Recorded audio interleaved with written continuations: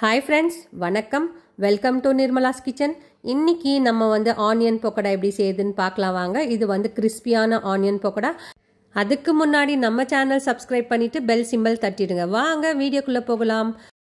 முதல்ல நம்ம வெங்காயத்தை கட் பண்ணி வச்சுக்கலாம். நான் 3 வெங்காயம் எடுத்திருக்கேன். அந்த 3 வெங்காயத்தை நான் நீல வாக்கில் கட் பண்ணி வச்சுருக்கேன். பாருங்கள், இந்த மாதிரி நீல வாக்கில் கட் பண்ணி வச்சுருக்கேன். இந்த மாதிரி நீல வாக்கில் கட் பண்ணி எடுத்து வச்சுக்கலாம். நம்ம இப்போ நம்ம ஒரு பாத்திரத்தில் சேர்த்துக்கலாம். வெங்காயம் கட் பண்ணி வச்சுருக்கிற வெங்காயத்தை சேர்த்துட்டு நம்ம கை வச்சு நல்லா நம்ம உதிரியாக நம்ம பிசைஞ்சு கொடுக்கலாம்.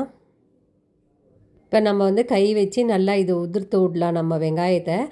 இந்த வெங்காயத்தை நம்ம கை வச்சு உதிர்த்தி விடும் போது நமக்கு இதுலேருந்து தண்ணி விடும். அந்த தண்ணியே போதுமானது நம்ம மாவு பேசுறதுக்கு. இப்போ நம்ம மசாலா சேர்க்கலாம். இதில் நான் தனியா 1 ஸ்பூன் எடுத்திருக்கேன். அதை கையில் போட்டு நல்லா க்ரஷ் பண்ணிக்கலாம். கையில் க்ரஷ் பண்ணுறது வேண்டான்னா நம்ம மிக்சி ஜாரில் போட்டு பவுடர் கூட பண்ணிக்கலாம். இதை தனியா போட்டு பண்ணும்போது நமக்கு டேஸ்ட் ரொம்ப நல்லாயிருக்கும். பக்கோடாவில் கடையில் கூட இந்த மாதிரி தான் தனியாலாம் போட்டு தான் நம்ம செய்வாங்க. இப்போ பாருங்கள், நான் க்ரஷ் பண்ணிட்ட கையில் இதை சேர்த்துடலாம். நம்ம ஆனியனில் சேர்த்துடலாம். சேர்த்துட்டு நான் 2 ஸ்பூன் அளவுக்கு மிளகாய் பொடி எடுத்திருக்கேன். நமக்கு காரத்துக்கு தேவையான அளவுக்கு நம்ம சேர்த்துக்கலாம். அதுக்கப்புறம் 2 ஸ்பூன் அளவுக்கு நான் அரிசி மாவு எடுத்திருக்கேன். இது சாதா அரிசி மாவு தான் எடுத்திருக்கேன் நான். அதுக்கப்புறம் 1/4 ஸ்பூன் நான் சீரகம் எடுத்திருக்கேன்.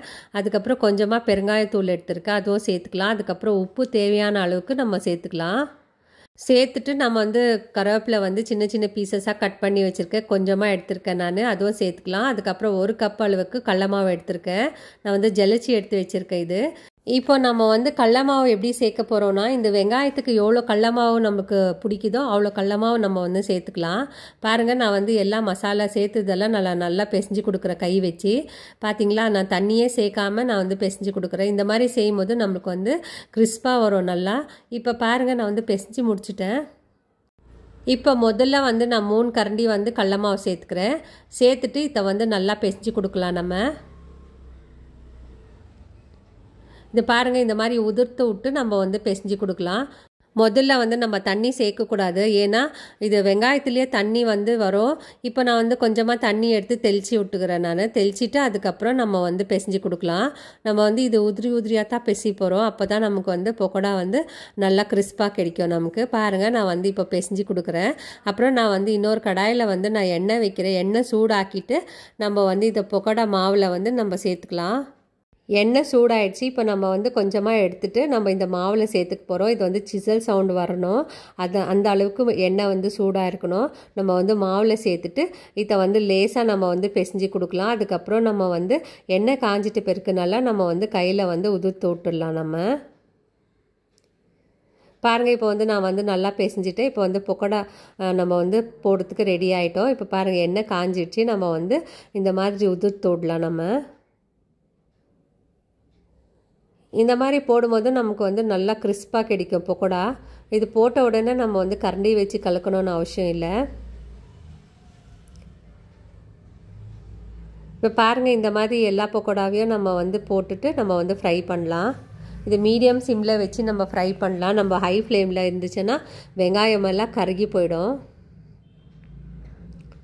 இப்போ பாருங்கள், நான் நல்லா ஃப்ரை பண்ணி கொடுத்துன்னு இருக்கேன். இந்த மாதிரி ஃப்ரை கலர் நல்லா கோல்டன் ப்ரௌன் வர வரைக்கும் நம்ம ஃப்ரை பண்ணி கொடுக்கலாம். அது கூடவே கொஞ்சமாக கருவேப்பிலை சேர்த்துக்கலாம். நம்ம சேர்த்துட்டு இது இப்போ ஆல்மோஸ்ட் ஃப்ரை ஆயிடுச்சு. நம்ம எடுத்துடலாம் நம்ம கடாயிலேருந்து. இதை மீடியம் சிம்மில் வச்சு நம்ம பொரிச்சு எடுத்து வச்சுக்கலாம். நம்ம இப்போ பாருங்கள், நான் பொரிச்சு எடுத்துகிட்டு நான் வேறு தட்டில் போட்டு வச்சுக்கிறேன். நான் செகண்ட் ரவுண்டு கூட நான் இந்த மாதிரி போட போகிறேன். இந்த மாதிரி நம்ம மெலிசாக போடும்போது நல்லா வெந்து நமக்கு நல்லா கிறிஸ்பாக கிடைக்கும். நம்ம கொஞ்சம் தடிமனாக போட்டோம்னா உள்ளெல்லாம் சரியாக வேகாது, மாவு மாதிரி இருக்கும். முடிஞ்ச அளவுக்கு நம்ம பக்கோடாவை உதிர்த்தி விடலாம். அப்போ தான் நமக்கு நல்லா கிறிஸ்பாக கிடைக்கும். இப்போ பாருங்கள், நான் எல்லாத்தையும் செஞ்சு முடிச்சிட்டேன். இதுக்கு கொஞ்சமாக கருவேப்பிலை ஃப்ரை பண்ணி அது மேலே தூவிக்கலாம். இது கார்னிஷிங்கு தான். இப்போ பாருங்கள், நான் வேறு தட்டில் நான் வச்சுருக்கேன். நான் ட்ரான்ஸ்ஃபர் பண்ணிக்கிறேன். இப்போ இதுக்கு தொட்டுக்கிறதுக்கு நான் டொமேட்டோ சாஸ் தான் வச்சுருக்கேன். நீங்கள் சட்னி கூட வச்சு சாப்பிட்லாம் இதுக்கு. இப்போ நான் உங்களுக்கு ஒன்று எடுத்து காமிக்கிறேன். பாருங்கள் எவ்வளோ கிறிஸ்பாக இருக்குன்னு. இப்போ பாருங்கள் எவ்வளோ கிறிஸ்பாக இருக்குது இது. நம்ம வந்து கையில் வச்சு நம்ம ப்ரெஸ் பண்ணும் போதே இது வந்து நல்லா ஒடியுது பாருங்கள், பீசஸாக ஆகுது. ஸோ நீங்களும் இந்த மாதிரி ட்ரை பண்ணி பாருங்கள், ரொம்ப ஈஸி மெத்தடு தான். அதுக்கப்புறம் இது வந்து டீ ஸ்நாக்ஸ்க்கு கூட நம்ம செஞ்சுக்கலாம், டீ டைமில் கூட நம்ம இது வந்து செஞ்சு சாப்பிட்லாம். இந்த வீடியோ உங்களுக்கு பிடிச்சிருந்துச்சுன்னா லைக் பண்ணுங்கள், ஷேர் பண்ணுங்கள், சப்ஸ்கிரைப் பண்ணுவோம். தேங்க்யூ, பாய்.